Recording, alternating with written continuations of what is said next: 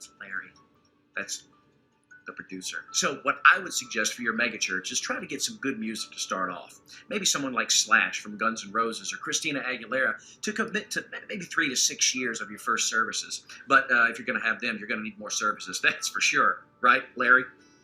I would say add more services. A 3 a.m., a 4 a.m., a 5:15, a 6:45, a 7:30, 8:45, a 9:82, an 11:58, and a 16:09. Tim Tebow. You get Tim Tebow. I mean, you can't get any better than Tim Tebow, can you? I mean, here's what you do.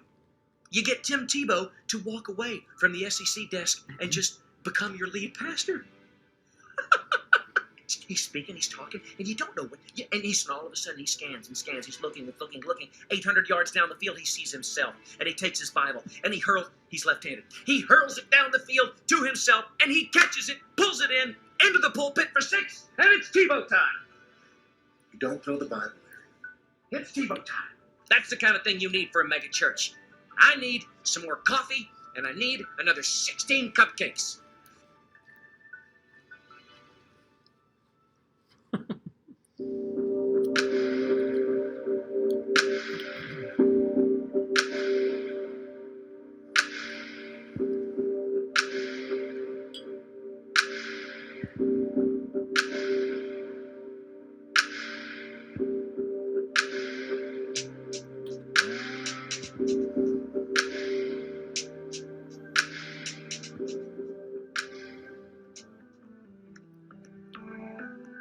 The scope of the movement is that presently we have been able to reach all the tribes that we have in our nation. We do it in 2 ways. One, we do a catalytic. That means we train partners, other churches to do it, and we do commission. That it means we do it directly in communities where we can't find anybody to go there. But every tribe in Sierra Leone, about 22 tribes, have been touched with the gospel. In all the districts is like, we say cities, every city has been touched with the gospel. And now we are going to every village without a Jesus option. And this is more than 4,000 villages that we are trying to reach now. But beyond that, through this process, we have been able to bring the gospel to other nations around Sierra Leone. We've been able to do training in Liberia, and we have churches planted in Liberia, in Guinea, in Ghana, in Nigeria. We've been able to do it in Gambia, in Senegal, in several other countries within sub-Saharan West Africa. Hundreds of churches being planted, disciples reproducing, obedient-based reproductive discipleship that is going on constantly in each of these tribes and among each of the groups. I think one of the things that we also need to understand is that we are talking about obedience-based reproductive discipleship making. So it's not only to be obedient. Obedience really means you obey every word that the Lord has said and you put it into action. It's not only to have a head knowledge, but to have a heart knowledge. And that's very important. Yes, we realize that a lot of people have knowledge, but the issue here is that they don't have the experience. And you can have a lot of knowledge, and without the experience of doing what you've learned, then you are partially obedient, not fully obedient. And what we have tried to do is to coach our disciples, is to teach them to be obedient and reproduce. Obedience for us means you reproduce what you've had, what you are doing, reproduces in the lives of other people. We see transformation in families. We see transformation in the lives of the leadership. We see transformation in the community. We see a lot of transformation. And today, those transformations are having a cascading effect on the nation itself. They have learned to make disciples, but not just converts. They've made disciples who make disciples who make disciples who make disciples. And that ripple effect has literally changed the trajectory of that country. And when you hear his story and you hear how God has used the people that have become disciples, you discover that this nation, literally the entire nation and its political history, has been impacted by someone who understood how to put the Great Commission and the Great Commandment together so that it works exactly like Jesus intended it.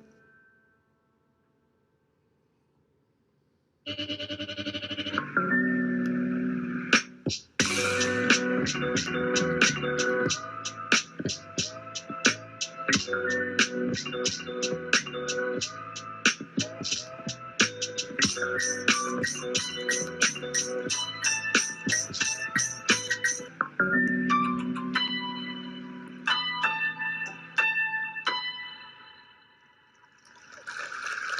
good morning.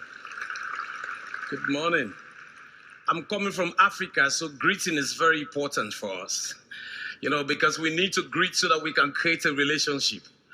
We really want to thank the Lord for what God is doing around the world. I know that there are bad news and there are good news. In the days of Jesus, there was still bad news, but there was a good news. And Jesus was the good news. And I'm here today to share with you on obedience-based discipleship and what God is doing around the world, taking into cognizance what God is doing in Sierra Leone and beyond. I want you to know that any discipleship where obedience is not the foundation, it's not the roots, we can't call that discipleship. Any discipleship that obedience is not the foundation, then it is not discipleship at all. You see, because Jesus himself told us what we are supposed to do in Matthew 28, verse 19 to 20. Go into the world and make disciples of all nations, all tribes, baptizing them in the name of the Father and of the Son and the Holy Spirit, teaching them to obey all that I have commanded you. And also in John 14:15, Jesus said to his disciples, if you love me, keep my commandment. So for us, we realize that discipleship is a way, it's out of love. Falling in love with Jesus and following Jesus and obeying his words out of love is a cause and effect. If you love something, you just obey. You do it because you love it. You don't argue about it because you love it. And so discipleship for us is really coming from the heart of love. Just loving Jesus, loving his words, and just trying to follow Jesus. It is also very important that for us, as we talk about discipleship, as leaders, we try to model it. We model it so that the people can see. And when they see it, we are able to coach them and train them. And so they are able to follow what God is doing. And it is very important for all of us to know that discipleship is not about pointing to your church, pointing to your denomination. The first priority in discipleship is to really point to Jesus. Point the people to Jesus and coach them and disciple them. And also it's important for you to know that when we do discipleship, it's not about policing people. We try to get better together. How can we get better together? We come alongside with them. So if they fail to obey, we don't police them. We just encourage them and ask them, how can I help you to get better at what you are doing? Because we are not in the world of policing people, but we want to help them grow and be matured and fall in love with Jesus. And that is why for us, discipleship, we try to make it very simple. It's scalable, and it's sustainable. Something that any man can do without us. Because it's not about us, it's about him and about his kingdom. That is what is important. And so that's what we have done in our own context. That's what obedience looks like. And we do it in such a way that we clearly understand that in the process of doing it, there will be failure. Somebody might fail. We have the understanding. But you know what? Like a good soldier, when you go out to war, you don't want to leave the wounded soldier there.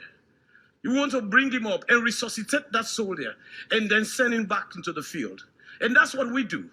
And as a result today, God has been so faithful in touching lives. The most unlikely people have become not only disciples, but also disciple makers. If you go and observe the movement, you find all type of people in the movement. You find people who were former rebels, who were fighting.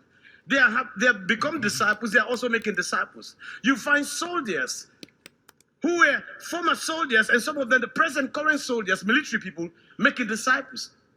You find policemen, people in the police, making disciples. And also, they are disciples. You find carpenters, fishermen, farmers, drivers. Every area of life. In the movement for us, you are first a disciple and a disciple maker before you are any other thing. So you meet a driver, he will tell you, I'm a disciple and a disciple maker, and I am a driver. You meet somebody who's a teacher, he said, I'm a disciple and a disciple maker, and I am a teacher.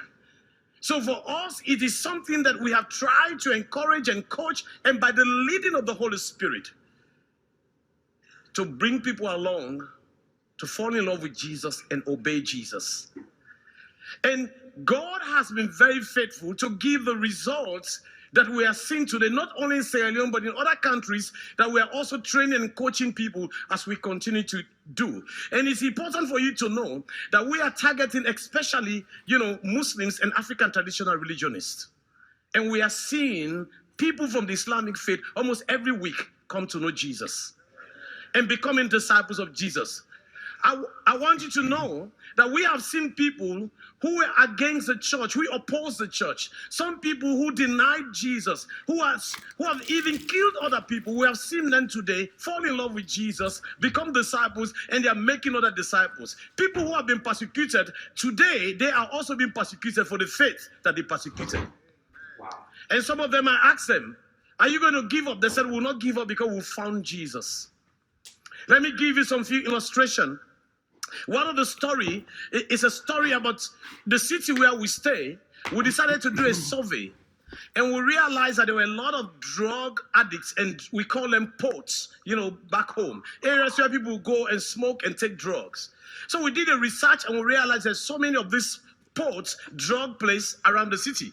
So we went to the police station, and we took a letter from the police to permit us so that we can go in and be able to bring Jesus to them, disciple them where they are, meet them there, disciple them, and then so that they can also have a transforming life. The police we had a memorandum of understanding with the police, and so I had to train and coach some young people, and so we went out to one of the places. It's called Lions. The place is called Lions because this is one of the oldest drug courts in that city.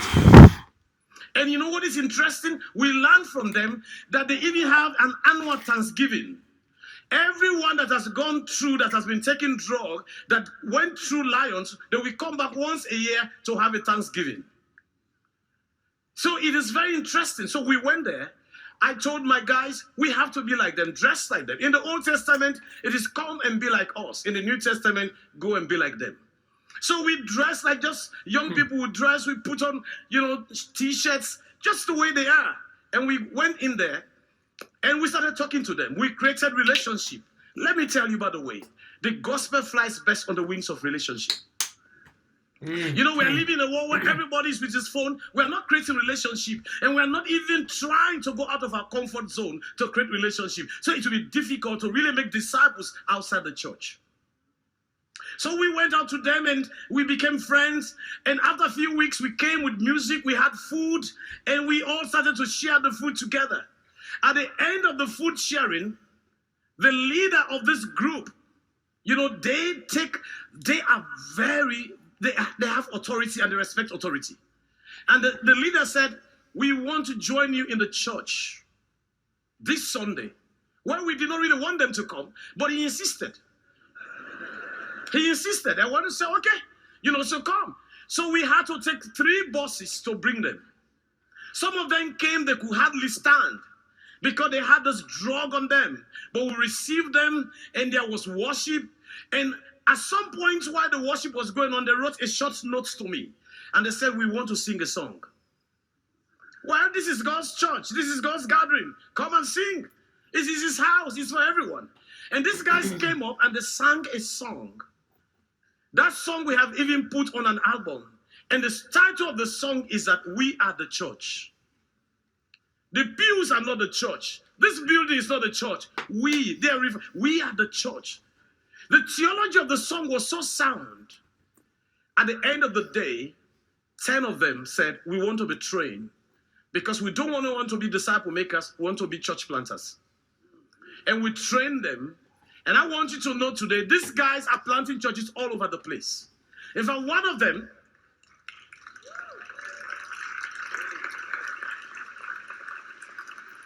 of them planted a church.